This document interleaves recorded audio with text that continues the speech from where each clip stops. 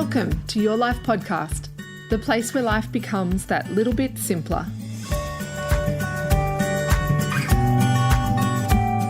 I'm Angela Lockwood, and today I'm speaking with Adam Voigt. Adam is the founder of Real Schools, an organisation that works with teachers and schools to build positive school cultures. He's an educational leader, a regular media guest, former school principal, and a mad AFL and cricket supporter. Adam, it is so great to have you on here today on the Your Life Podcast. Thank you so much for having me, Ange. I'm really looking forward to a chat. It's been a while. Look, I don't want to speak to you about cricket at all because I know nothing about it, and I reckon we have a lot more things to be talking about. AFL, maybe. I could maybe have a little bit of a conversation about that. But There's definitely not a lot of either going on at the moment. So, we're probably better off picking a different topic anyway, aren't we? How are you coping, though? Before we do get into the good stuff, how are you coping without being able to watch any of your sport? Probably not particularly well.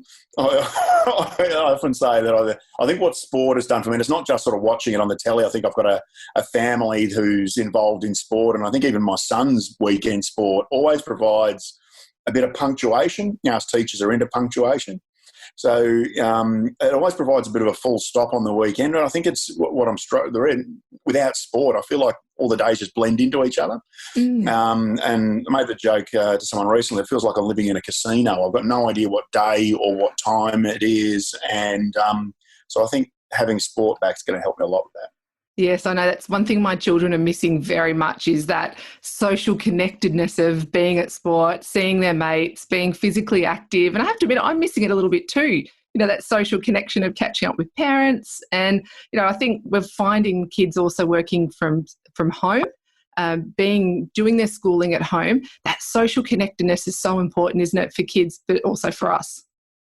Oh, it's crucial. And I think there's something to be said for the way that social connections are even enhanced when you're just outside. When you get out there and you're out in the community meeting people and you've got the sun on your face or even the wind on your face and the rain on your face a little bit at times. There's something to be said for that. We got my son's football team together online last night, and we've been doing it the last few weeks. They had a legend of the AFL game in Simon Madden talk to them, which is so exciting. But it's not the same. It's just not the same as putting them out on the track and getting them together and then being able to throw a high five and kick a ball to each other. Look, if anything, I have a son that's very tall and very big, who once upon a time I used to be able to tackle him and now no longer. So I need to get him back so he can get some of that testosterone out of his body and get some physical activity. Yeah, I think that's a familiar story right around the country, Ange. And I think we're going to be finding that, aren't we? Like, you know schools, you know how they work, and you know the pressures that the teachers and principals are facing right now. Are we sort of anticipating that the transition back to school is going to be hard for teachers as well as the students? Or are we going to sort of see a bit of the kids will be okay, but the teachers will find it hard? Or are we all in this together? Yeah, I think the truth and the answer to that in any period of uncertainty has to lie somewhere in the middle, doesn't it? We're going to have kids that are going to be okay, and we're going to have kids that are going to find it hard. We're going to have staff members and teachers who do it well, and we're going to have some people who find it tricky. But I think what I've been noticing the last couple of weeks, speaking to school leaders who are managing now, starting to thinking about how do they lead a return back to schools, is people who are asking themselves the question of what should come back and what shouldn't come back, and perhaps realising that the role of the teacher has become really broad, that we're too many things to too many people, and we need to get serious about what it is that we really stand for. So I'm going to be fascinated to watch as schools come back, less so much how they get back to business as usual, but more how much of business as usual they change, in particular how much they discard, how much they get rid of so that they can focus on what matters the most. And of course, you and I are both really excited about that because we're all about simplifying things, simplifying life. What do you think some of those things that teachers and school communities are going to leave behind? I think that anything that doesn't sit closely to the two key purposes that teachers have, which is really about trying to help build young people who are great learners and then help work in partnership with their parents to turn them into decent citizens. I think anything that doesn't sit under that is going to be called into question. So the best example we've got of an interruption like this anywhere in the world is or particularly in a similar part of the world, is Christchurch from the earthquakes in 2011. And so effectively what they had was a 7 to 10 week interruption to almost every kid in that city's education. And what they found was that, and they had no remote learning stuff happening at home. It just happened in a hurry. We're just got to try and rebuild your schools and then we get you back. And what they found was their year 11 and 12 results went up that year.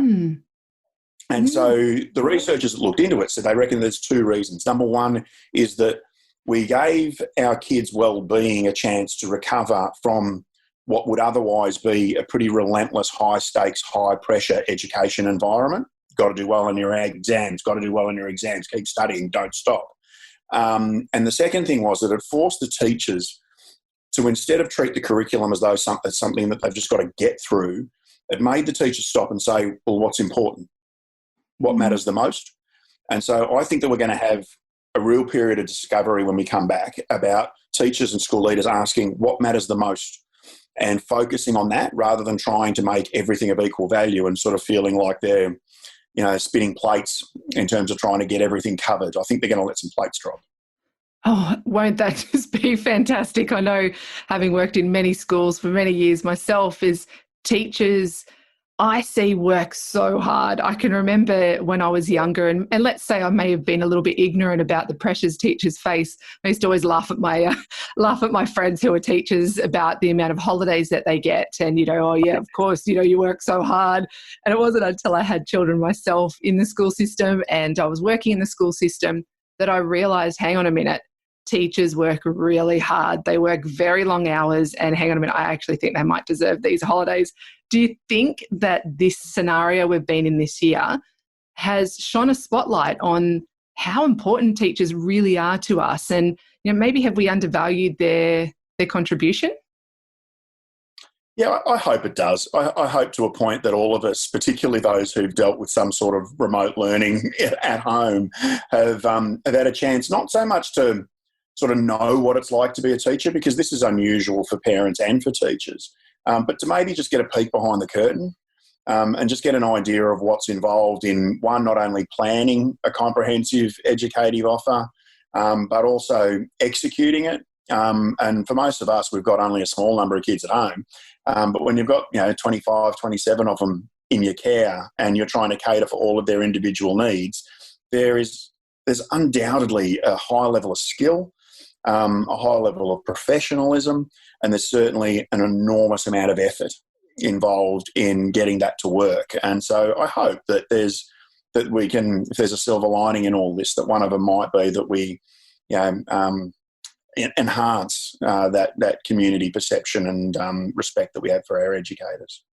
Well, I think we really need to, as a community, recognise the impact that teachers have on our children in a positive way, and also the amount of work they put in. Now, listen, Adam, it's been a while since I've been at school, and there have been some questions that have come back in this online learning that my children are saying, Mum, how do I work this out? And I'm looking at them with a blank face and I'm thinking, where are these teachers? And often I'll be, instead of saying Google, email the teacher, ask the teacher, or let's try to work through it together. It has been really hard, and learning has changed, hasn't it? Learning has evolved so much from when we were little to now.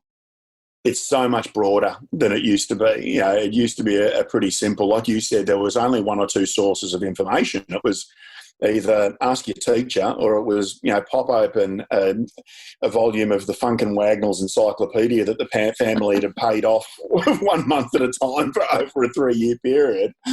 But now those answers are almost anywhere. So teachers know that because they can't just be fonts of knowledge, because anything can be found with a Google search, what we're doing as educators now is training our kids to be good learners, because they're going to have to learn on the job.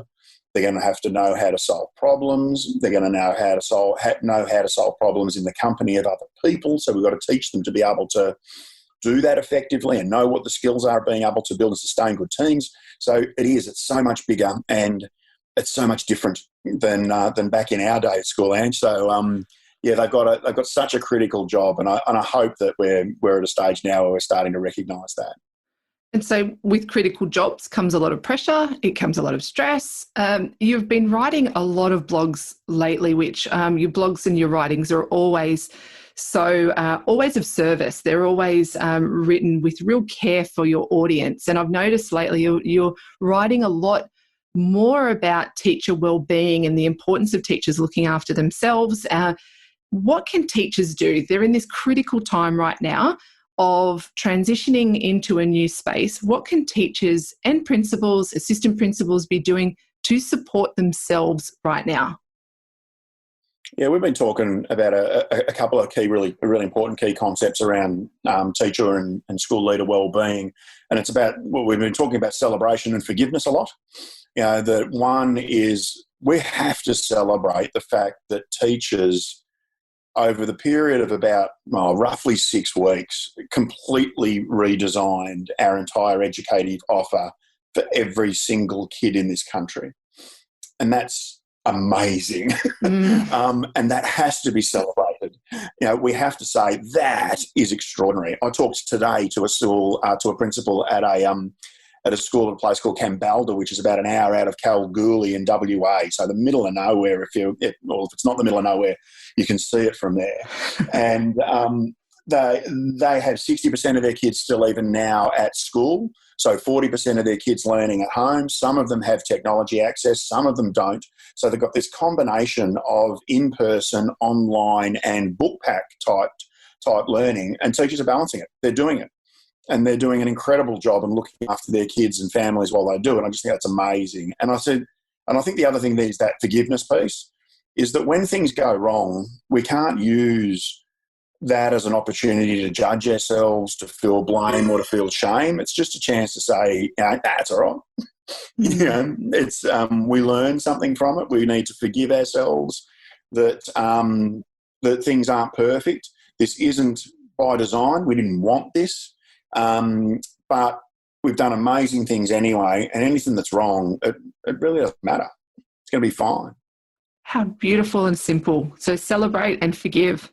I think that's beautiful. Now, Adam, after a long period of time, kids have been off school, and I anticipate there's going to be a lot of teething problems, let's say, when children are starting to transition back to school. What can parents be doing right now to help build the foundations, I guess, to help them be successful with their transition? And what are some of the red flags that they might need to look out for to see if their child is actually struggling? So I think that there's 2 really important things that parents can do to help their child with the notion of going back to school. If they've had an extended period where they've been cooped up at home, I think there's 2 things that really stand out for me. Number one is to speak positively about that experience that's coming, about how good it's going to be to go back and to see your teacher again, how awesome it's going to be to be able to catch up with your friends and to be able to work on things together. How, you know, and even the cheeky little things about how good's it going to be that, you know, when you finally get a bit of work in front of you, to be able to elbow the kid next to you and go, what's the answer to number 4? You know, and that's going to be so much better, isn't it? So I think our parents adopting a little bit of healthy Pollyanna, you know, that this is going to be awesome no matter what, is a really useful thing for parents to do. And I think the other thing that they can do is to share the plan, is not just to allow their kid to wonder, what's going on here, but to let them know that in a week we'll be doing this. For instance, if it's your state and territory that says we're going back 1 day a week or 3 days a week or full time, let them know that in advance and get the plans ready. So make sure their books are ready. Make sure we start to get back into little routines around even stuff like bedtime and getting up time. One of the things that I spoke to a parent last week who's doing is that she's starting to prepare her kids a proper lunchbox, you know, like their kids are at school, so that they're not just going to the fridge whenever they feel like it and eating leftovers. We're starting to create some normality by putting the plan in place. For a lot of kids, anxiety is born of the absence of a plan. And I think so if you can provide that plan, you'll be helping your kids an enormous amount. What great advice. And you can hear, as soon as you have a plan, you have a roadmap, doesn't it just automatically help you feel calm? And it's one of those, obviously, things that I speak about a lot is the importance of being calm under pressure and having that plan and the routine. I know, you know, for so many children, just being able to get up at a particular time, going to bed at a particular time it gives people a sense of normality. And I think for a little while there, normality was just thrown out the window. It was, as you say, it was beyond our control. And so that is one real tangible way, isn't it, that parents can regain a little bit of control, build a little bit of framework, build a little bit of routine in. And is now the best time to be doing it? Or, is it too early or too late? No, it's not too early or too late. Now's a really great time to do it, because it's not a kid thing, Ange. It's a human thing applied to kids. So, I know that myself. I sleep poorly if I'm not well prepared for the next day. So if I've got to get up early and get out to a school and do a day of training with the teachers, but I haven't ironed a shirt and I haven't got my PowerPoint slides in the order that I want them to be in, I can guarantee I'm going to sleep poorly because I've let anxiety come in. And so any time that you can get your kids back into routine, even if it is a household and remote learning routine right now, you will minimise the need for them to make a big jump, be able to make a big transition when they do go back to full-time education in the school. So the transition back, really, we've talked about the teachers and the importance of teachers being prepared and looking after themselves. We've talked about the parents and the children. How important is it that we all work together in all of this? We've heard the hashtag, we're in this together, but I actually believe that there is something a lot deeper about being in this together. From a school culture point of view, how important is that we are all in this together in seeing the school cultures thrive from this and beyond this? Yeah, I think it's the most important thing. So I don't think that in 10 years' time, our kids are going to look back and go, what was great about that whole coronavirus stuff? It was how many worksheets I was still able to do at home. I don't think that I don't think the impact on our kids in 10 years' time is that we're going to have some sort of, coronavirus cohort who are getting around with a tattoo on their head that says uneducated because they missed a little interruption here. Oh, thank you. Thank you for making me feel better then. Not going to happen. I think that our kids are going to remember how the grown-ups work together under crisis. I think that they're going to look back and see, did my parents and my teachers get into argument? Did they badmouth each other? Did they take the mickey out of each other? Or did they work together? Did they? I think they'll look at whether principals and teachers, were they on the same page, and whether kids were still connected. I think they'll remember some of these Zoom meetings that weren't about getting maths delivered, but were about meeting each other's dogs. I think that that's what they'll remember. So I think that we need to focus hard on that working together piece. And I think that we need to remember that a big part of that is about how we sustain really strong, positive, leverageable connections with each other. I was just listening to you then, and I was thinking about this. Really deep. I should say I was deeply listening to you then. I always listen to you, Adam. Is that importance of forward thinking, because right now it feels like a lot of our lives are being quite reactive. And if we can shift, what I'm hearing you say is if we can shift to going, what will things be like beyond this? It'll really help our decision making now, so that we're not being in a reactive space. We're actually going, let's learn from this, let's move forward, so that in a period of time, whether that be the next 12 months, 5 years, 10 years, have we actually learnt from this? And I think that is so important for people to take on. It definitely went into my recesses of my thinking. So thank you for sharing that.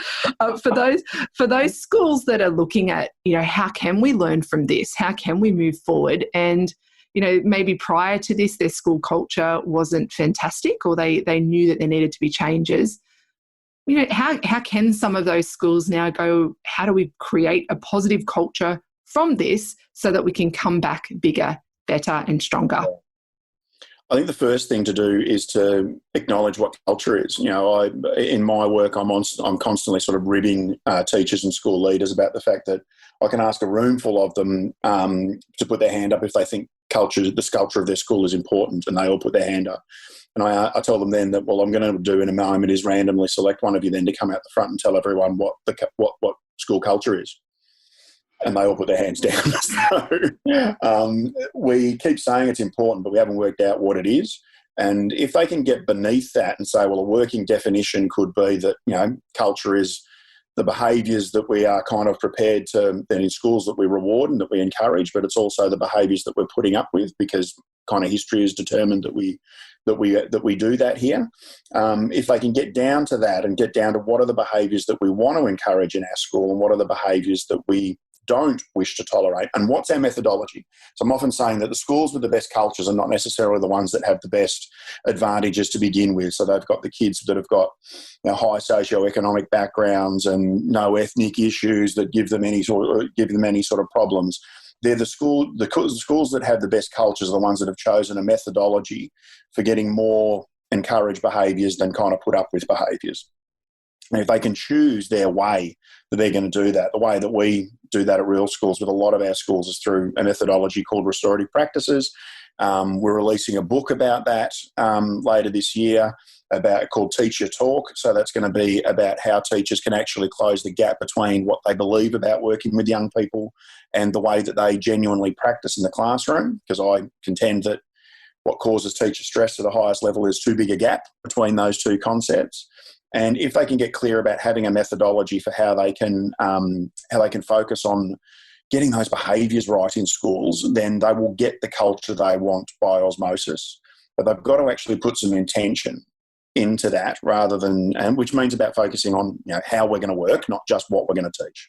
And I'd imagine getting support to help with the clarity of this is really important, because right now schools are feeling very overwhelmed with just, as I said before, being reactive, new information's coming in every day. But I'm hearing that it's really important, if we're going to move beyond this, for people to be very deliberate in their thinking and to almost just calm it down a little bit and start to think things through and really focus on those things that are important in a school, not everything that could be possible that we could be doing. Yeah, that's right. We've got to sort of stop that notion of looking over the fence of what the school's doing next door and saying, oh, they seem happy, let's do that. Because the ability of a program to work in a school, and I'm often saying that the biggest threat to schools in Australia, I think, is over-programmatisation. It's doing too many things and doing none of them well. The biggest threat to any program is the culture that you plant it in. And so your culture is either going to support a certain program or it's not, which almost has nothing to do with how good the program is. It's all about your culture. And that resonates with a lot of teachers and a lot of school leaders that I speak to. But even before this interruption, they were so busy that they never really afforded themselves the chance to focus on that culture. It's always just chasing the next program. So I think that what we need to do is to learn from this. We've spoken to a lot of people and run a lot of exercises lately with schools where we've said, what do you reckon? On the other side of this, if you were to say, you know what, that whole coronavirus thing, that was a big wake-up call. And the wake-up call was that this was the most important thing. What do you reckon you'd be pointing at? What would be the most important thing? And I think that so many schools now are realising that it is their culture, it is their people, and that means working in a different way and finding some support and some help to provide to get that intention can be a really valuable thing to do. Adam, what have you learnt from all of this? What have you learnt about working with schools, seeing how people react in times of crisis? What are you going to take from, as you say, this interruption? Yeah, I think if there's learning number one, it is that even I had taken for granted how amazing our educators are. I think that I can sometimes even fall for the trap of being a problem solver, which means that I often say that the problem solver sounds so positive, but really what that means is that you're a deficit seeker. You're constantly seeking a problem to solve, a deficiency, and that means you don't see sometimes just the truly incredible work that people do. And it shouldn't take a crisis like this for someone like me to become so proud as I am of our educators in Australia at the moment, and I am. So I think what I've learned is that there's not a lot that's broken about our educators, about our teachers. There's a bit that's broken about what we expect them to do, and if we allowed them to get back to what they're really good at and what they're really there for, I think we'll actually see better results. So I think the cultural imperatives become it's become even bigger for me as a result of this, because we've got to stop losing good people out of the education system by making sure that they're able to focus on the work that really lights them up. Well, listeners can find out more about the work that you do and the very important work that you do in real schools, including the online Real Schools Academy. And people can find out about that at realschools.com.au. And of course, people can connect directly with you, Adam, at adamvoigt.com.au, and that's ADAMVOIGT.com.au. And also on all your socials, which I have noticed have reduced in their sporting imagery lately, Adam, with all your I've seen a little bit less of the Tigers on there, but I would imagine when we reopen, we need to go and throw a kick a ball. I really need that. Hopefully soon.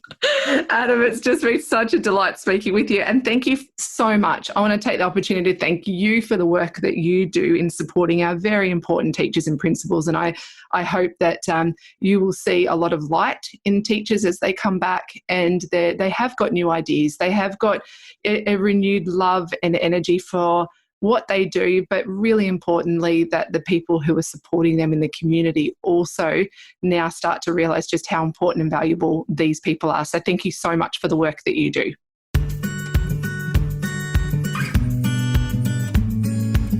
I hope you enjoyed this episode. To find more ways to slow down and simplify your life, follow the Your Life podcast on Spotify and iTunes.